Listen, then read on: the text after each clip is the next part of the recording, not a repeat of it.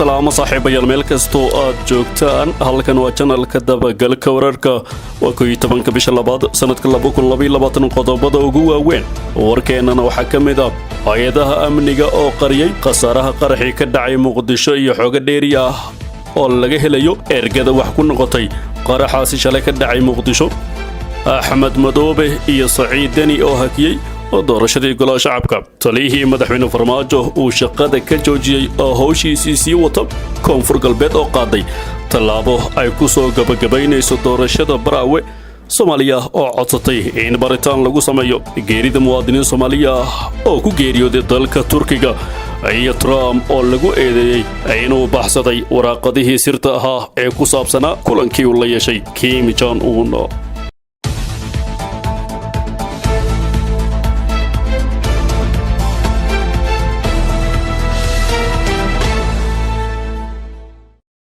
intaasi saaxiibayaal waxay ahaayeen qodobada ugu doorka roon warka channelka dabagalka wararka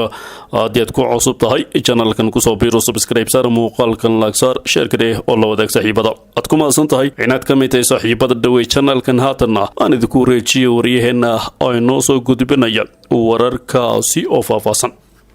waad maasantahay halkan waa janalka dabagalka wararka daawadayaal haatanna markaanu sii ambaqaadno qodobada warka janalkana hay-adaha amniga ayaa waxa ay qariyeen khasaaraha qaraxii ka dhacay Muqdisho xooga dheeri ahna waxaa laga helayaa ergada wax ku noqotay qaraxaasi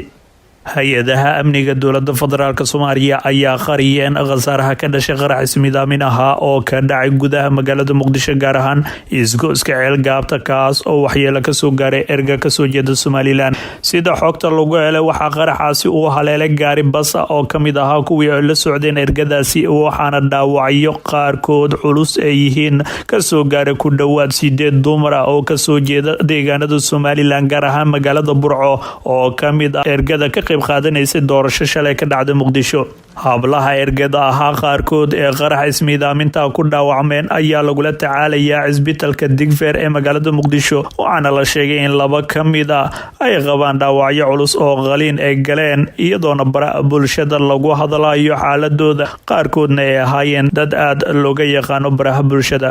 Landa Cabdi Maxamed iyo Amal Baashi oo kamid ah ergada ku dhaawacmeen qaraxii ka dhacay Muqdisho ayaa si weyn loogu wadaagay baraha bulshada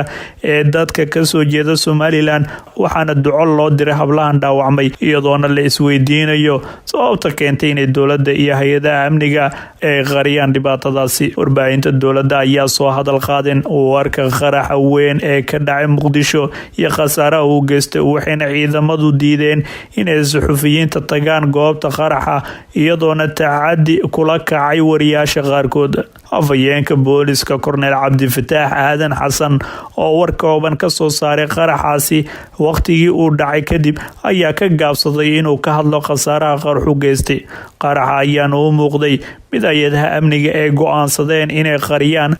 laakiin dhibanayaashii iyo dadkooda ayaa banaanka soo dhigeen xogta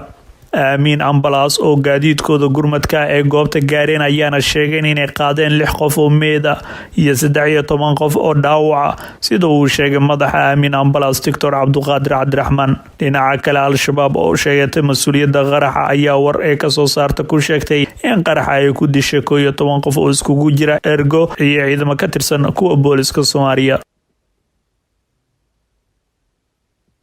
geesta kalena Axmed Madoobe iyo Saciid Deni waxay hakiyeen doorashadii golaha shacabka madaxweynayaasha maamul goboleedyada Jubbaland iyo Puntland Saciid Deni iyo Axmed Madoobe ayaa hakad galiyeen doorashada kuraas kamid ah golaha shacabka oo ka socotay deegaanadooda maamul goboleedka Jubbaland ayaa ugu dambeysay inuu qabto doorashada kuraasta golaha shacabka maamulkaasi 27 bishii hore ee January sidoo kale Saciid Deni ayaa isna hakad galiyay doorashada golaha shacabka waxaana ugu dambeysay 2 Febraayo markaas oo qaar kamid ah kuraasta golaha shacabka lagu doortay magaalada Garowe ee caasimadda maamulkaas isku darka labadan dowlad goboleed ee Jubbaland iyo Puntland ayaana soo saareen kuraas gaaraysa ilaa 30 iyadoo ay u dhiman tahay in ka badan intaasi gabi ahaanna waxaa hakad ku jira olay doorashada ee labadaasi dowlad goboleed waxaana xusid mudan in guddiga doorashooyinka ee Jubbaland ay ku sugayeen magaalada Nairobi ee dalka Kenya xilli laga sugayo inay dhameystiraan doorashada ilaa iyo hadda si rasmi ah looma oga sababta ka dambeysa hakadka ku yimid doorashadii ay wadeen iyadoo ay xusud mudan tahay in waqtigii loo qabtay in lagu soo gabagabeeyo doorashada golaha shacabka ee ka dhiman badan tahay 15 maalin. Saciid Dani oo la filayo inuu isku soo taago xilka madaxweynaha ee Soomaaliya ayaa xogaa sheegayaan inuu ku mashquulsan yahay olole lacag raadin sidaasina ay isagii Axmed Madoobe ku heshiiyeen in akad la geliyo doorashada si waqti ku filan ay u helaan. Maamul goboleedyada Galmudug iyo Hirshabelle iyo Koonfur Galbeed ayaana si dardar leh ku wadaan doorashada golaha shacabka iyagoona fulinaya heshiiskii uu golaha wadatashiga qaranka ku gaaray Muqdisho.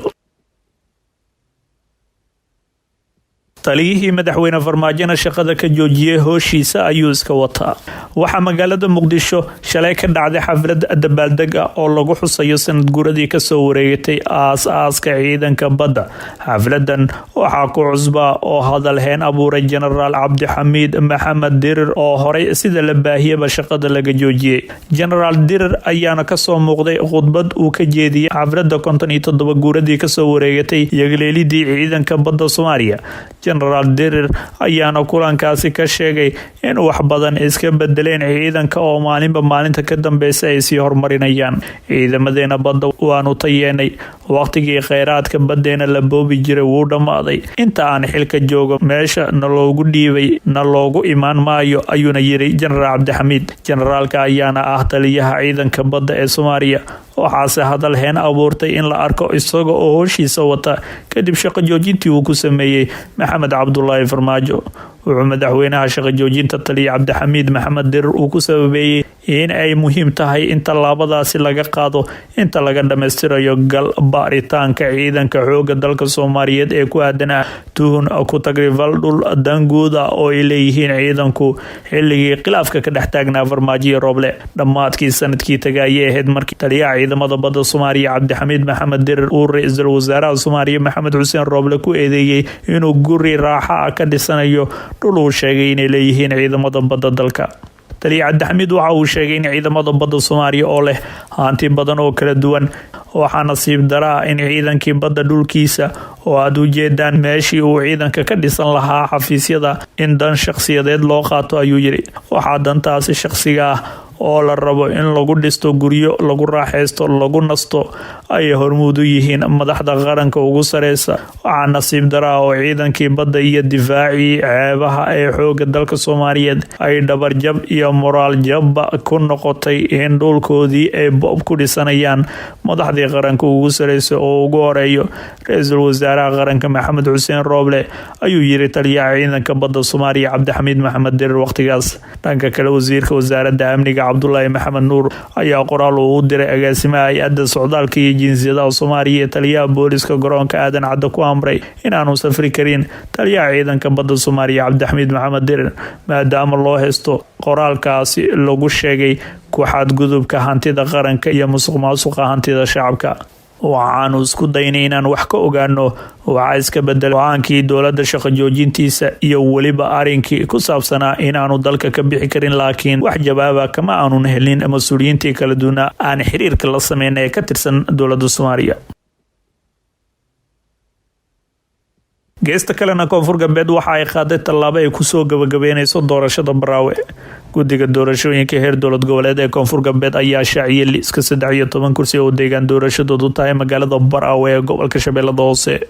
13 kursi waxa ay gabagabo u yihiin kuraasta taalla magaalo xeebeedka Baraawe, waxayna guddigu sheegeen in maamaha soo socda ee qabanayaan doorashada kuraastan. maanta waxaa la soo gabagabeeyay doorashada 13 kursi ee lagu bilaabay doorashada Baraawe, waxaana degmadaas oo adeegan doorashada labaad ee Koonfur Galbeed laga soo doortaa 26 kursi. Koonfur Galbeed oo xubnaha ugu badani ay ka soo galaan baarlamaanka dalka ayaa hadda si dardar leh ku wada doorashada golaha shacabka xilli dowlad goboleedyada kalena ka gaabiyeen dhaqdhaqaaqa geedi socodka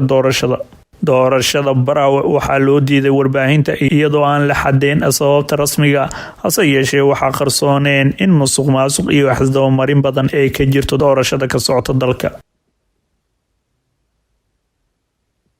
Soomaaliyana waxay codsatay in baaritaan lagu sameeyo geerida muwaadiniin Soomaaliya oo ku dhimatay dalka Turkiga.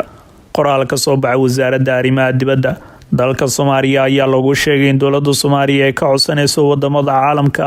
iyo hay'adaha qaramada midoobay oo qaabilsan qaxootiga in baaritaan lagu sameeyo Soomaali ku dhimatay xadka kala qeybiya dalalka Turkiga iyo Greega. Dowladda federaalka Soomaaliya waxa ay si weyn uga xumaatay dhacdadii naxdinta lahayd ay soo gaartay shakhsiyaadkii dhintay ee la aasay toddobaadkan ayaana lagu yiri qoraalkan ayaana lagu shaaciyay in magacyada 5 ruux oo dhammaantood rag ah oo kamid ah dadkii ku dhintay xadka kala qeybiya Turkiga iyo Greega waxaana magacyadooda lagu kala sheegay 1 Cabdi Mahdi Cali 2 Yaxya Jamaal Muumin 3 Abubakar Ahmed Ibrahim 4 Naasir Suleymaan Xasan iyo 5 Najax Cabdi Ahmed. dhalinyaradan ayaana dhowaan waxaa loogu sameeyay gudaha dalka Turkiga sababta ay ku dhinteen dhalinyaradan ayaana lagu sheegay qabow daran oo jiray awgiisa iyo tahriibkii ay galeen hase yeeshee dowladaha Turkiga iyo Greega ayaa isku eedeeyay dhimashada dhalinyaradaas ay Soomaalida kamid ahaayeen oo ku dhinteen xadka labada dal waxaana wararku qaar ay tilmaamayaan in bilowgii dowladda Greega ciidankood ka soo celiyeen gudaha dalkooda dhalinyaradan xilli ay talaaween xadka hase yeeshee waqtigii ay soo celinayeen iyadoo uu jiro qabow baan ee ka soo reebeen dharka iyo agabyada kale ee wateen taasna ay keentay inta ay wadada ku jireen una soo laabanayeen dalka Turkiga ay geeriyoodaan dhalintaasi ay qaybta ka ahaayeen dhalinyaro Soomaaliyeed.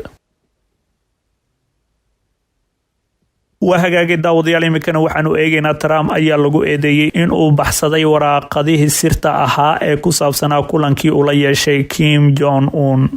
hay-adda dowladda Mareykanka u maamusha keedinta xogaha madaxtooyada ayaa ka codsatay waaxda cadaaladda inay baaritaan ku sameyso Trump sidii uu u maamulay waraaqadihii rasmiga ahaa ee dowladda.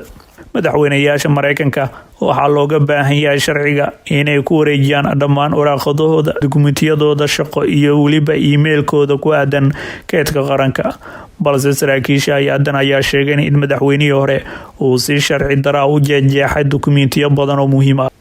qaar kamid ah waxa ay keentay in dib liskugu dhajiyo maadaama ay laga maarmaan ahaayeen. waxaa kale oo soo baxay in 15 sanduuq oo waraaqada oo ay ahayd in Mr. Trump uu wareejiyo markii uu ka baxay aqalka cad la geeyay gurigiisa oo ku yaala Florida. waxaa kamid ah waraaqada u dhaxeeyay Mr. Trump iyo hogaamiyaha Kuuriyada Waqooyi ee Kim Jong Un iyo waraaqadii xil wareejinta ee madaxweyne Barack Obama. Mr. Trump waxa ay isku dhaceen keedka qaranka waqti hore waxa uu ku guuleystay inuu dacweeyo si uu uga hortago inay wax cadeemaha ku wareejiyaan guddiga Congress-ka ee baarayay rabshadii 6 Janaayo dhacay. bayaan uu soo saaray ayuu Mr. Trump ku qiray wada shaqeynta keedka qaranka sifada warbaahinta ay u volxumeynayaan xiriirka aan la leeyahay naara maamulka keedka qaranka iyo diiwaangelinta waa warbeen abuura waxay ahayd sidaas ay sheegeen sida ka soo horjeeda waxay ahayd sharaf weyn inaan la shaqeeyo naara si ay u caawiso si rasmi ah in loo ilaaliyo dhaxalka Trump ayuuna yiri Mr. Trump xilli uu ka hadlayay arrinkaasi. guud ahaan daawadayaal wanaagta warkii aad kala socoteen janaalka dabagalka wararka